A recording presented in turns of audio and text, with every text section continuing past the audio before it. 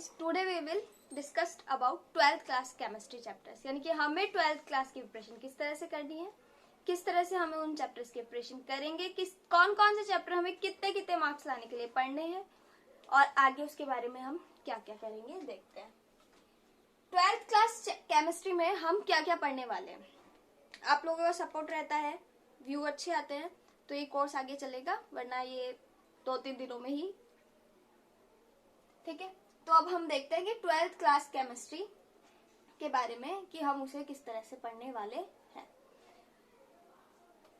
First हम पढ़ेंगे chapter की थ्योरी के बारे में, उसके बाद में हम देखेंगे कि आरबीएससी में किस तरह से क्वेश्चंस पूछे हैं थ्योरी से पिछले सालों में, हम वो सारे क्वेश्चंस डिस्कस करेंगे। फिर हम शॉर्ट्स नोट्स लेंगे, शॉर्ट्स नोट इन एग्जामिनेशन के अकॉर्डिंग लेंगे। हम NEET, IIT JAM, competition exam में किस तरह से शॉर्ट नोट पढ़ के आप क्वेश्चन सॉल्व कर सकते हैं, उस तरह से हम शॉर्ट नोट बनाएंगे ताकि आपके अच्छे से अच्छे क्वेश्चंस होंगे। क्योंकि थ्योरी से तो आपके क्वेश्चंस 100% नहीं हो पाएंगे, लेकिन जो शॉर्ट नोट होंगे उससे आपके सारे क्वेश्चन सॉल्व हो जाएंगे, कॉन्सेप्ट बेस्ड क्वेश्चन सारे सॉल्व हो जाया करेंगे। उसके बाद में हम एमसीक्यूज देखेंगे, एमसीक्यूज में भी हम प्रीवियस ईयर एमसीक्यूज देखेंगे एंड एक्सेप्टेड एमसीक्यूज कौन कौन से हैं वो देखेंगे। ये MCQs NEET, IIT JAM and other competition exam से लिए हुए होंगे।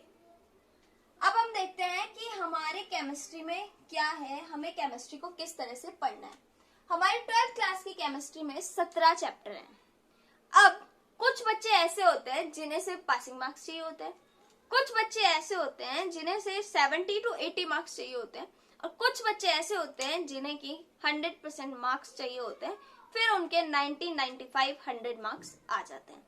तो हम स्टूडेंट्स को 3 कैटेगरी में डिवाइड करते हैं, first, second, third. First category के स्टूडेंट को सिर्फ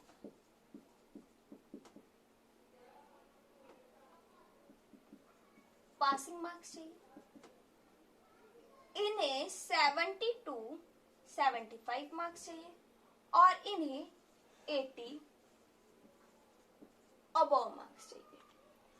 अब आप किस तरह से सेलेक्टिव चैप्टर्स पढ़ें ताकि आपके अच्छे से अच्छे मार्क्स आ जाए, एंड सेलेक्टिव चैप्टर्स में से भी सेलेक्टिव टॉपिक्स को किस तरह से पढ़ना है, वो तो हम जिस तरह से चैप्टर वाइज वीडियो बनाएंगे तब आपको पता चल जाएगा कि कौन सा सेलेक्टिव टॉपिक पढ़ना चाहिए, ताकि हम एक चैप्टर के भी 2 पार्ट होते हैं, 2 पार्ट में से अगर आप एक पार्ट को कर लेते हैं तो आपका एग्जाम में एक क्वेश्चन बन जाता है उससे, तो वो हमें चैप्टर्स के वीडियोस में पता चलेंगे। तो देखिए पहले हम देखते हैं पासिंग मार्क्स लाने के लिए आपको कितना पढ़ना पड़ेगा।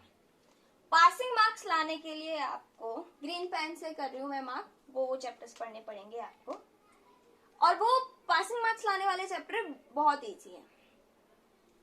बायोमोलिक्यूल्स पढ़ना चाहिए आपको, पॉलीमर्स पढ़ना चाहिए, स्टीरियो आपको नहीं पढ़नी चाहिए, केमिस्ट्री इन डेली लाइफ आपको पढ़ लेनी चाहिए, और केमिस्ट्री इन डेली लाइफ आपको आती है, बस थोड़े बहुत नाम लर्न करने हैं, वरना डेली लाइफ की केमिस्ट्री तो आपको आती ही है।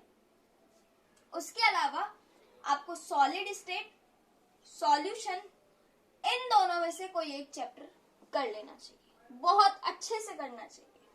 फिर आपको पी और डीएफ ब्लॉक के कॉन्सेप्ट्स पढ़ लेने चाहिए। कॉन्सेप्ट्स यानी कि इनमें 10 से 15 कॉन्सेप्ट है, सारे क्वेश्चन हो जाते हैं दोनों चैप्टर्स के, सिर्फ 10 से 15 कॉन्सेप्ट से इन चैप्टर्स के सारे क्वेश्चंस हो जाते हैं, तो ये चैप्टर्स आपको पढ़ लेने चाहिए। उसके अलावा कोऑर्डिनेशन कंपाउंड्स, ये उन बच्चों को पढ़ने चाहिए जिन्हें सिर्फ और सिर्फ पासिंग मार्क्स चाहिए, सिर्फ और सिर्फ पासिंग मार्क्स चाहिए, उन्हें पढ़ लेने चाहिए, और बहुत अच्छे से स्मूथली कंप्लीट हो जाता है ये सिलेबस।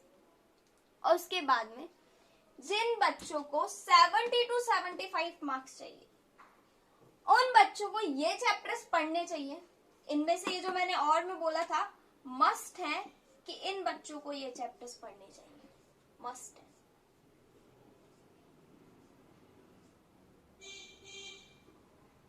इन्हें ये चैप्टर्स तो पढ़ने ही चाहिए, लेकिन एक चैप्टर्स को ये पढ़ेंगे मैक्सिमम 2 टाइम्स, और आप अगर एक चैप्टर को 3 to 4 टाइम्स पढ़ेंगे तो ही ये चैप्टर बेस्ट हो पाएंगे। 3 to 4 टाइम आप खुद कीजिए, प्लस जब भी टीचर आपका एग्जामिनेशन ले रहा है या फिर कोई क्वेश्चन पुट अप कर रहा है या फिर आपकी कोई वैकेशंस है, संडे है, तो आप एक चैप्टर कोई भी उठा लीजिए, उसका पूरा कंप्लीट रिवीजन कर लीजिए। इस तरह से पढ़ेंगे तो आपके इतने मार्क्स बहुत अच्छे से आएंगे और इससे तो ज्यादा ही आएंगे। नेक्स्ट है हमारे 80 अबव। 80 अबव के लिए हमें वैसे तो पढ़ना तो सब कुछ ही पड़ता है, लेकिन अगर आप चाहें surface chemistry, isolation of elements, in chapters को और आप छोड़ सकते हैं, एग्जाम टाइम में भी पढ़ सकते हैं इन चैप्टर्स को, कोई बाउंडेशन नहीं है इन चैप्टर्स की। अगर आप इन्हें छोड़ भी देंगे तो भी आपके अच्छे नंबर आ जाएंगे। अगर आप इन्हें पढ़ते हैं तो इनके इंपॉर्टेंट क्वेश्चन पढ़ लीजिए तो भी आपको अच्छे मार्क्स मिल जाएंगे। पूरा पढ़ेंगे तो बहुत ही अच्छा है। फिर तो अगर आपको 80 अबव चाहिए तो मस्ट है कि आप ये चैप्टर्स, ये चैप्टर इस पासिंग मार्क्स वाले बच्चे को भी करने हैं, लेकिन इस पासिंग मार्क्स वाले बच्चे के लिए ये 4 चैप्टर्स को समरी में डिवाइड कर दिया जाता है। 10 पेज की समरी ज्यादा से ज्यादा, सारी नेम रिएक्शंस होती है ताकि वो इन नेम रिएक्शन को रेक्टिफिकेशन कर ले। एंड अगर आपको इससे ज्यादा मार्क्स चाहिए, नेम रिएक्शंस तो सबको पढ़नी है, लेकिन आप सिर्फ इतना करेंगे कि इस नेम रिएक्शन से ये प्रोडक्ट बन रहा है, दैट्स इट। अगर आपको इससे ज्यादा मार्क्स चाहिए तो आपको उनको प्रॉपरली एक एक नेम रिएक्शन अच्छे से आनी चाहिए और उनके डेरिवेटिव्स किस तरह से हैं, वो किस तरह से नेम रिएक्शन हुई है, क्या हम यूज ले रहे हैं, उसमें कौन सा हमने अभिकर्मक लिया है, रिएजेंट लिया है, उसके बारे में अच्छे से आना चाहिए। ज्यादा टफ नहीं है सिलेबस, बहुत इजी है, लेकिन ये इजी तब होगा जब आप आपके टीचर के साथ, वो पढ़ा रहा है, आप उसी दिन उसको पढ़ रहे हैं, नोट्स बना रहे हैं, उसका रिवीजन कर रहे हैं।